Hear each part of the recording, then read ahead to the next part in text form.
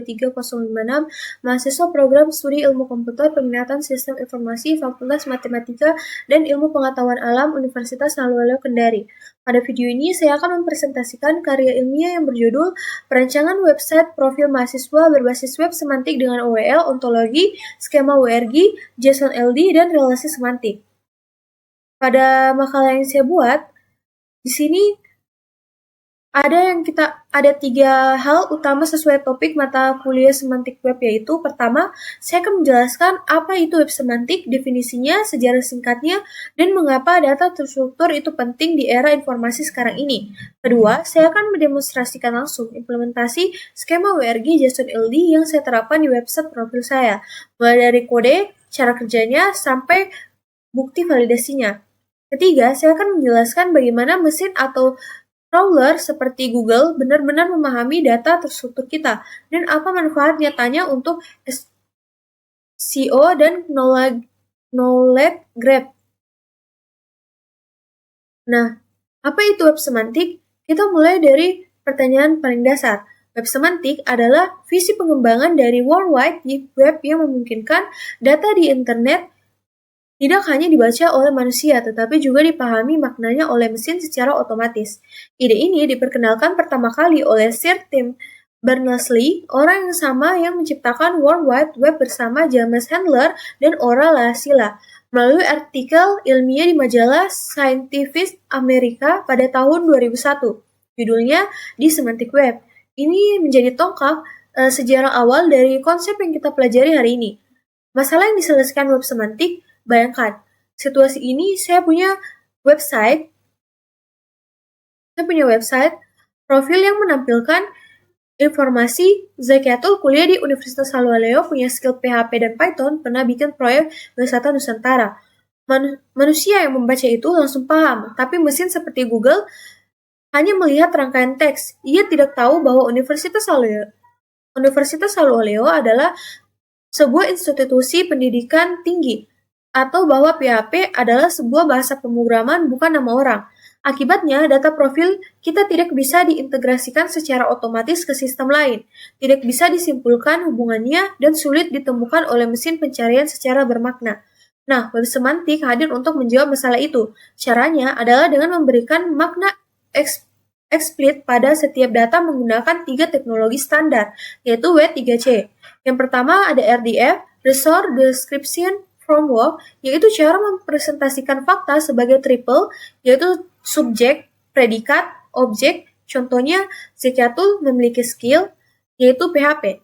Kemudian yang kedua, ada OWL, Web Ontology Language, yaitu bahasa untuk mendefinisikan kelas, properti, dan relasi antar entitas secara formal dan terstruktur. Kemudian ada SPRQL, yaitu bahasa query untuk mencari dan mengambil data dari dalam graf pengetahuan mirip SQL tapi untuk data semantik. Mengapa data terstruktur itu penting?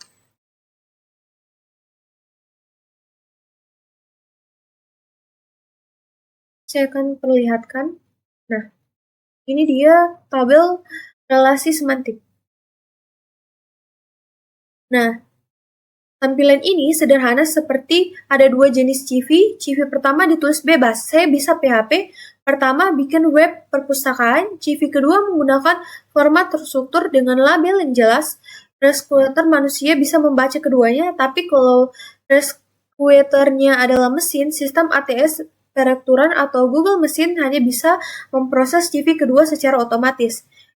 Itulah analogi web semantik dengan data terstruktur mesin bisa mengenali siapa kita dan apa relasi kita dengan entitas lain. Kemudian yang kedua menyimpulkan pengetahuan baru secara otomatis, mengintegrasi data kita ke ekosistem pengetahuan global yang disebut linked data.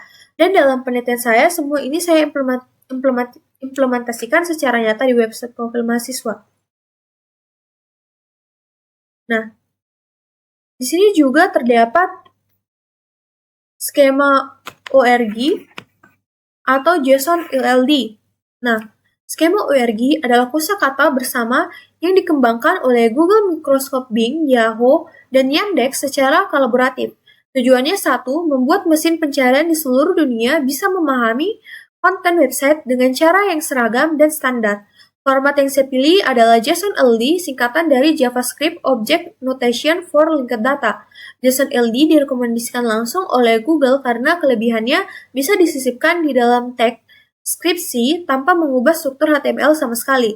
Jadi, konten website tetap rapi untuk manusia dan data terstruktur setiap tersedia untuk mesin.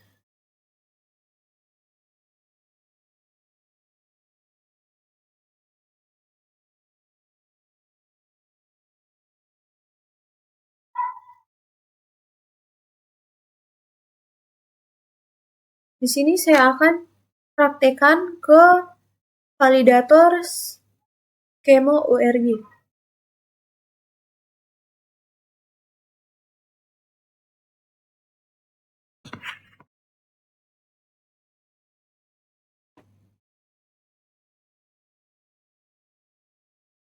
Nah, ini dia hasilnya. Hasilnya tidak ada kesalahan dan tidak ada peringatan, di mana hasilnya terdapat ID GitHub-nya, kemudian tipenya, nama, dan lain sebagainya.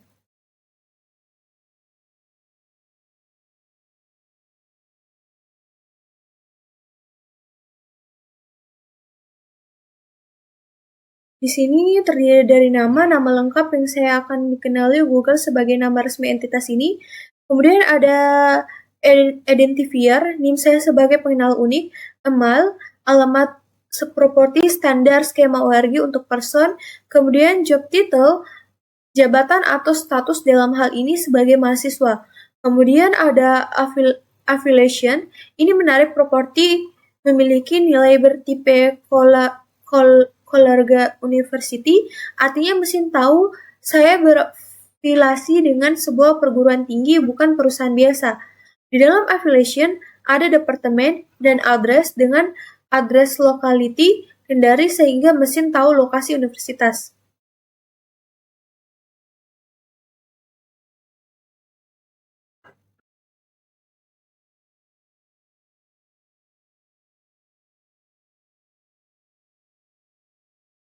Di website ini, saya tidak hanya mengimplementasikan 2 skema wajib, saya mengimplementasikan 5 tipe skema sekaligus. Yang pertama ada skema wajib, yaitu person, kemudian keluarga university, kemudian person, di sini diri sebagai individu dengan properti nama, identifier, email, job title, image, nationality. Kemudian yang kedua ada afiliasi. Yang kedua adalah keluarga university, afiliasi ke universitas selalu lengkap dengan address dan departemen. Kemudian yang ketiga ada project atau creative work, di mana saya mempresentasikan 10 proyek yang saya kerjakan. Setiap proyek punya nama, description, data creator, dan keywords teknologi yang digunakan. Kemudian ada yang keempat, scholar artikel, mempresentasikan 3 artikel ilmiah yang saya dengan handling abstrak, data publik, dan author. Kemudian yang kelima ada definite term atau skill, mempresentasikan 14 skill sebagai entitas bermakna, properti, nama, identification set, kategori skill, description. Ini yang membuat mesin tahu memiliki skill secara formal, bukan hanya membaca kata PHP di halaman. Kita cek lagi.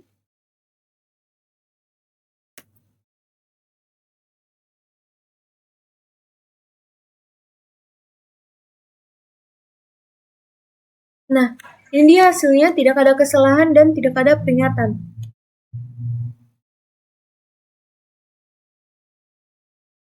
Semua ini markup JSON-LD yang saya tulis valid sempurna menurut standar Google. Artinya, kelima tipe skema yang saya implementasikan person, keluarga university, project, scholar, artikel, dan definition term semuanya dapat dibaca dan dipahami oleh Google dengan benar dan tanpa satupun kesalahan.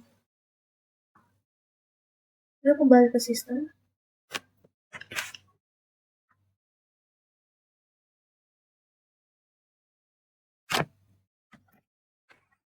Nah, bagaimana mesin sebenarnya membaca website kita? Sekarang pertanyaan yang paling sering muncul, bagaimana cara kerjanya? Setiap beberapa hari Google mengirimkan robot yang disebut Google Lebot atau web crawler untuk mengunjungi setiap halaman di internet. Crawler ini membaca isi halaman teks, HTML, dan yang terpenting file JSON LD di dalam teks script. Ketika Google Chatbot membaca JSON LD saya, yang terjadi bukan sekedar menyimpan teksnya. Google melakukan proses yang disebut semantic parsing. Ia mengenali bahwa ada entitas bertipe person bernama Zakatul Balkis, bahwa entitas ini berafiliasi dengan University bernama Universitas Haloleo, bahwa entitas ini tahu tentang 14 definitorium yang merupakan skill teknis. Kemudian bahwa entitas adalah kreator dari 10 proyek. Semua relasi ini disimpan sebagai graf jaringan node yang saling terhubung. Dan website ini saya memvisualisasikan model yang sama persis tabel subjek predikat objek yang mempresentasikan fakta-fakta tentang saya. Di sini terdapat contohnya, misalnya Zekiatul PM kuliah di Universitas Haloleo. Perhatikan baris terakhir. Nah, ini dia dua hop bukan hanya yang terhubung ke skill, tapi proyek saya juga terhubung ke teknologinya. Mesin bisa menyimpulkan Zakatul Balkis adalah kreator wisata Nusantara dan wisata Nusantara menggunakan Laravel. Jadi Zakatul Balkis menguasai tanpa harus ada memberitahunya secara eksplisit. Inilah kekuatan inferensi semantik.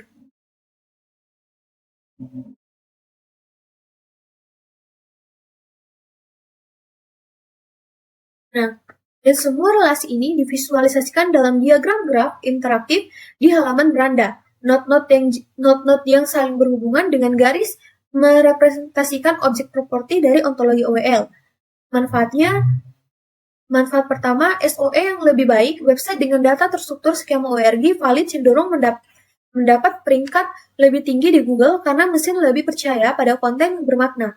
Google juga bisa menampilkan website kita sebagai rich result, hasil pencarian yang lebih kaya dengan foto, nama, jabatan, dan organisasi langsung terlihat di halaman hasil pencarian. Manfaat kedua, Knowledge Graph, data profil saya berpotensi masuk ke Knowledge Graph Google, database raksasa tentang entitas di dunia nyata. Ketika orang mencari nama saya, Google bisa menampilkan panel informasi lengkap di sisi kanan layar seperti yang kita lihat ketika mencari tokoh terkenal. Manfaat ketiga, interoperabilitas, karena saya menggunakan standar terbuka yang sama dengan jutaan website. Data profil saya bisa diintegrasikan secara otomatis oleh sistem lain. Misalnya portal yang ada, kemudian bisa mengambil data tanpa harus perlu saya input ulang, atau sistem rekomendasi lowongan kerja bisa mencocokkan skill dengan posisi yang tersedia.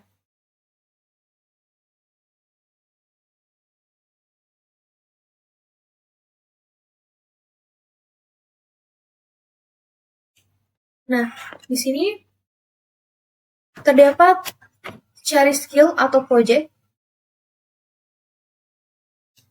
dan kita bisa mencari skill, misalnya seperti PHP, kita mencari PHP, atau misalnya Laravel.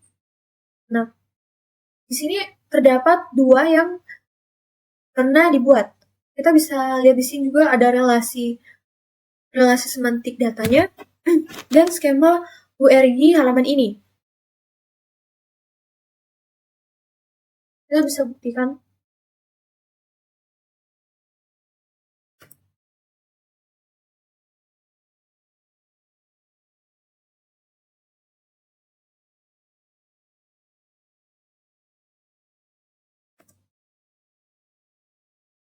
Nah, ini dia hasilnya. Kemudian di sini juga ada data live DBpedia atau Wikidata yang saya hubungkan. Bis Jaskopi, gak lupa Pak.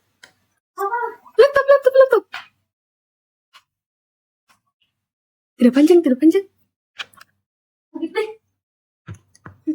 Nanti dipotong deh.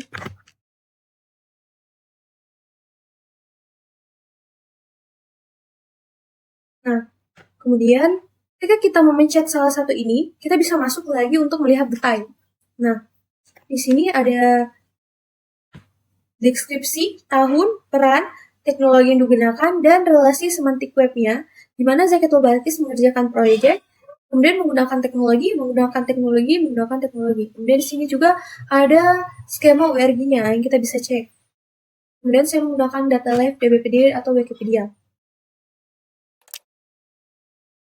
Dan halaman search HTML ini kita cari misal SPAR.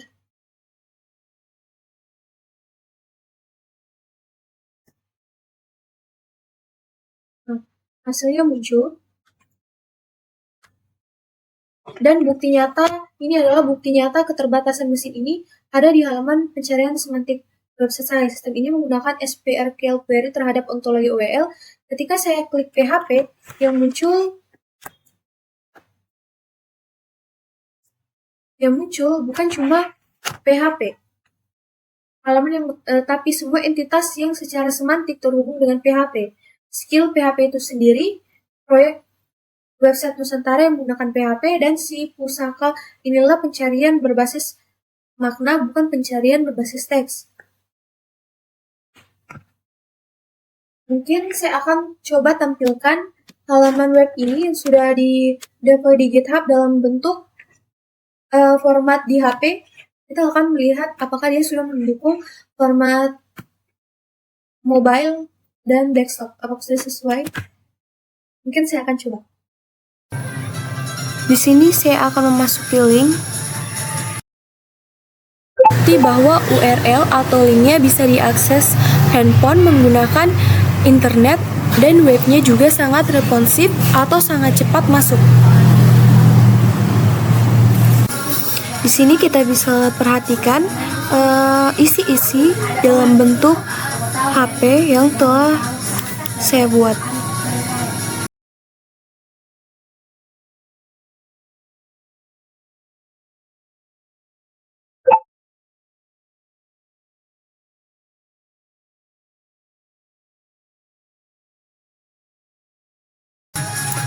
Baik, mungkin itu saja tampilan yang saya akan tampilkan dalam bentuk HP. Sekarang saya akan lanjut ke tahap kesimpulan. Sebagai penutup, izinkan saya merangkum apa yang telah kita bahas dalam video ini.